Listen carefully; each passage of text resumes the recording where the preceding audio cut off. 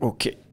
Bonjour à tous, dans cette vidéo j'aimerais vous donner 3 raisons pour lesquelles le message de la Bible surpasse tous les autres messages. Le premier point, c'est que la Bible nous invite à être honnêtes avec nous-mêmes. Avant les 2 premières guerres mondiales, en fait, les humanistes pensaient que l'être humain avait quelque chose de bon, quelque chose qui pouvait donner sens à l'humanité. Mais après les 2 guerres, tout le monde a été déçu, il y a une grande désillusion. Et depuis, en fait, on est de nouveau dans une ère, dans une tendance à l'auto-justification, en disant que l'être humain est capable de choses extraordinaires, de pouvoir améliorer l'humanité. Mais la Bible, en fait, elle nous invite à ne pas nous comparer aux autres. Parce que la plupart du temps, en fait, on accuse les autres et on s'auto-justifie. Quand on commence à regarder à nous-mêmes, c'est là que l'humanité commence à être améliorée. Et en fait, Dieu nous invite à regarder à nous-mêmes pour pouvoir chercher la solution chez lui. Et je lis un premier texte de la Bible justement qui dit que, dans Romains, qui dit « À peine mourrait-on pour un juste, peut-être accepterait-on de mourir pour quelqu'un de bien, mais voici comment Dieu prouve son amour envers nous.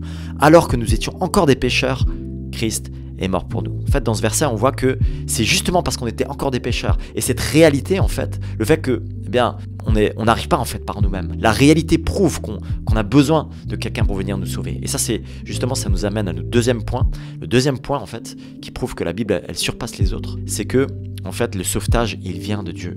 Le sauvetage, il est venu de Dieu. C'est pas en essayant de faire du bien, en essayant de faire des œuvres caritatives, en étant même la meilleure personne au monde qu'on arrivera à être sauvé. C'est en acceptant que Jésus est venu pour nous tendre la main, en fait. Et ça, c'est un message unique parce que dans la plupart des autres religions, eh bien, on doit accomplir des rites, on doit essayer de franchir des caps, de franchir des paliers pour accéder peut-être un jour à la hauteur de Dieu ou d'avoir un certain karma ou je ne sais quoi. Mais dans la Bible, en fait, Dieu, il a vu notre misère et il est venu, il s'est abaissé et il est venu dans la personne de Jésus pour marcher sur la terre, pour vivre notre condition humaine, en fait, pour aller jusqu'à cette croix, lui qui était parfait, pour pouvoir mourir, pour nous libérer de toutes nos fautes et toutes nos erreurs. Et c'est ça, en fait, qui est extraordinaire dans le message de la Bible. C'est lui qui a fait le premier pas. Et je lis cette fois-ci dans Éphésiens, justement, Éphésiens chapitre 2, qui nous dit « Mais Dieu est riche en compassion à cause du grand amour dont il nous a aimés. Nous qui étions morts à raison de nos fautes, il nous a rendus à la vie avec Christ. C'est par grâce que vous êtes sauvés. » Le fait qu'il ait vu notre condition, ça fait que nous sommes tous graciés. Finalement, ça arrive à mon troisième point, le troisième élément qui est unique, c'est que ça nous met tous à la même hauteur. Alors vous allez me dire, le fait on est tous au même niveau, on est tous à la même hauteur, c'est un message qu'on entend beaucoup. Mais dans la spiritualité, dans les diverses religions, en fait, il y a souvent des niveaux. Chacun, il y a des gens qui vont accéder à certains niveaux. Et même, parfois, on dit, ouais, lui, c'est un super chrétien, lui, en fait, il fait plein de bonnes choses, j'arriverai jamais à son niveau, etc.